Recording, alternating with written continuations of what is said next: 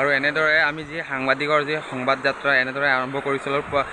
প্ৰথমতো আমি ইয়াৰ পূৰ্বেও আমি সম্প্ৰচাৰ কৰি আহিছোঁ, বাতৰি সম্প্ৰচাৰ কৰিছোঁ, কিন্তু এইবাৰৰ নিচিনা আমি বাতৰি সম্প্ৰচাৰ কিন্তু প্ৰথমবাৰ কৰিছোঁ। আমাৰ জ্যেষ্ঠ সাংবাদিক দুৱাকান্ত দাদা আছে, আৰু কিমান কষ্টকৈ আমি যিহেতু আহিছোঁ, আৰু তেখেতক আপুনি চাবই পাৰিছে বহুতো বাধা নেওচি আমি নিউজটো কৰিবলগীয়া হৈছে। আৰু ঠিক আছে, কি ক'ব আজি এনেধৰণে যি চত্ৰঙৰ যি বাঢ়নী পানীয়ে যি প্লাবিত কৰিছে অঞ্চলটো?